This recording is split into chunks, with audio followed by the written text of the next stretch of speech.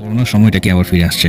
আমাদের কি আবার প্যান্ডামিক, লকডাউন, শাটডাউন, ভয়ঙ্কর দুঃস্বপ্নের সময়টাতে ফিরে যেতে হবে? আইসিইউ কিংবা হসপিটালের বেডের অভাব আবার কি আমাদের দেখতে হবে? পিপিই পরে কাজে যাওয়া বা সবকিছু লিমিটেড করে দেওয়ার সময়টা কি আবার আমাদের দেখতে হবে? না, আমরা মনে প্রাণে আশা করি মানব জাতিকে যেন আবার এমন পরিস্থিতির সম্মুখীন হতে না হয়। তবে এমন একটা সংকেত আবারও ওই চীন থেকেই চোখ রাঙাচ্ছে, এবং তা বেশ কয়েকদিন ধরেই। তবে ওই চোখ রাঙানোটা অতটা ভয়ঙ্কর হয়ে ওঠেনি এখন পর্যন্ত।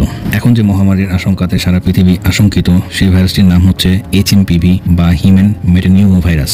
সমস্যাটা হচ্ছে, করোনার মতন এই ভাইরাসটিও শুধু চীনে থেমেনি। এটা এখন চীন বাদেও আরো বেশ কিছু দেশেও ছড়িয়ে পড়েছে দ্রুতই। কিন্তু আসার কথা হলো, এখন পর্যন্ত ছড়ানোর গতিটা অতটা আশঙ্কাজনক নয়। এই ভাইরাসটি ঠিক করোনার মতোই বৃদ্ধ, শারীরিকভাবে দুর্বল বা ইমিউন সিস্টেম কম এমন মানুষদের জন্য আবারও আশঙ্কার কারণ হয়ে দেখা দিবে। করোনার মতন এই ভাইরাসটিরও কোনো প্রতিষেধক শুরুতে আবিষ্কার করা সম্ভব হবে বলে মনে হয় না।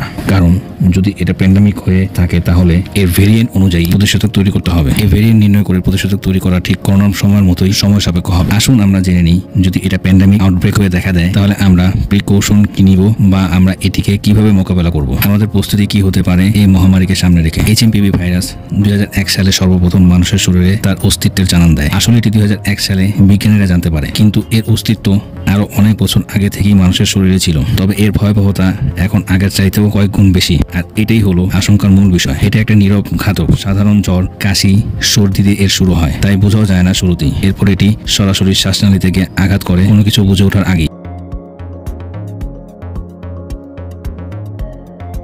চীনের হাসপাতালগুলোতে এখন চলছে ভয়াবহ এক অবস্থা। অসংখ্য আক্রান্ত ব্যক্তি অক্সিজেন মাস্ক ছাড়া শ্বাস নিতে পারছে না। বয়স্ক ব্যক্তিদের জন্য এটি একটি আতঙ্কের নাম। বয়স্কদের ফুসফুস ড্যামেজ হয়ে যাচ্ছে সহজেই। চিকিৎসকরা বলছেন, এটিতে আক্রান্ত ব্যক্তিরা নিউমোনিয়া এবং ব্রঙ্কাইটিসে ঘায়েল হয়ে যাচ্ছে খুব অল্প সময়ের মধ্যেই। এটি চীনের সীমানা পেরিয়ে এখন ভারত, মালয়েশিয়া, কাজাকিস্তান সহ আরও কিছু দেশে দেখা দিয়েছে। বিশেষজ্ঞরা বলছেন, এখন থেকেই এটির লাগাম টানা না গেলে হয়তো অচিরেই এটি বৈশ্বিক মহামারীতে রূপ নিতে পারে। যেহেতু করোনার মতোই এর প্রতিষেধক তৈরি করতে বিজ্ঞানীরা কাজ করছেন, কিন্তু এই প্রতিষেধক এর ভেরিয়েন্টের উপর নির্ভর করে। প্রতিষেধক তৈরি করলেই যে এটা কার্যকরী হবে, ব্যাপারটা এমন না। এবং এর প্রতিষেধকেও বিভিন্ন পার্শ্ব প্রতিক্রিয়া নিয়ে যে হাজির হবে না, তারও কোনো নিশ্চয়তা নেই। যেমনটা করোনা টিকা নেওয়ার পরে অনেকেরই চর্মরোগ, হাত দুর্বল হয়ে যাওয়া, বিভিন্ন উপসর্গ দেখা দিয়েছিল বা দেখা দিচ্ছে এখন পর্যন্ত, ঠিক সেমন এটিকে হালকাভাবে নেওয়া যাবে না এবং সর্বোচ্চ সতর্ক থাকতে হবে।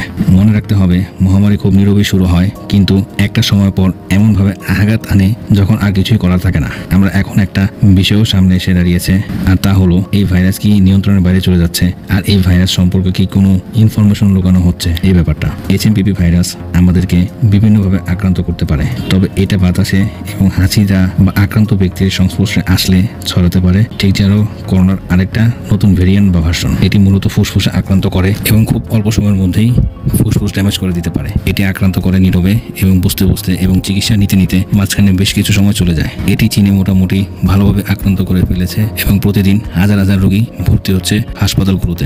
অনেক হাসপাতাল চিকিৎসা বা স্থানের অভাবে রোগীদের ভর্তিও নিতে পারছে না। অনেক স্বাস্থ্য সংস্থা আশঙ্কা করছে চীনে ঠিক করোনার প্রথম দিককার মতো মৃত্যুর সংখ্যা লুকাচ্ছে।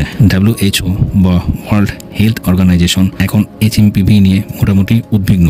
তারা চীন এবং এর পার্শ্ববর্তী বা নিকটবর্তী দেশগুলোতে সতর্ককারী বার্তা প্রচার করছে।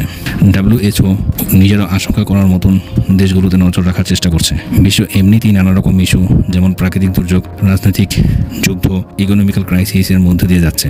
করোনার অর্থনৈতিক ধস এখনও অনেক সেক্টরে বয়ে বেড়াচ্ছে এবং অনেক দেশ এখনও করোনার সেই অর্থনৈতিক ধস কাটিয়ে তুলতে পারেনি। এর মধ্যে যদি এমন আরেকটা আউটব্রেক আসে, তাহলে সবকিছুই এক ধাক্কায় ম্যাসিভ একটা ডিজাস্টারে পরিণত হতে পারে। আমাদের এখন থেকে সতর্ক হতে হবে, যতটুকু সম্ভব স্বাস্থ্যবিধি মানতে হবে, স্বাস্থ্য সংস্থাগুলোর গাইডলাইন মেনে চলতে হবে। কারণ অর্থনৈতিক ধসে পৃথিবী করোনার সময়কার মতো অর্থনৈতিকভাবে ভালো অবস্থানে নেই। এবার যদি আমরা কোনো আউটব্রেকের মধ্যে দিয়ে পড়ি, তাহলে সমস্যা করোনার সময়কালীন থেকেও খারাপ হতে সময় নেবে না, এবং সেই খারাপ সময়টা কাটিয়ে তুলতে অনেক বেশি কাঠখড় পোড়াতে হবে। সচেতনতা বা করোনার সময়কার সেই স্বাস্থ্যবিধি আমাদের যত দ্রুত সম্ভব নিজে নিজে শুরু করতে হবে। মাস্ক ব্যবহার, হাত পা স্যানিটাইজ করা, গরম পানি ব্যবহার করে কুলি করা এবং বিভিন্ন মশলা মিশ্রিত দুধ চিনিবিহীন চা পান করা এবং যথাসম্ভব পরিষ্কার পরিচ্ছন্ন থাকা, সেই সময়টাকে আবার ফিরিয়ে আনতে হবে। আতঙ্কিত হবেন না এবং নিজের এবং আপনার আশেপাশে যারা আছে তাদের জানার জন্য চাইলে ভিডিওটি শেয়ার করে দিতে পারেন। এবং পরবর্তী কন্টেন্টের আপডেট পেতে চ্যানেলটিকে সাবস্ক্রাইব করে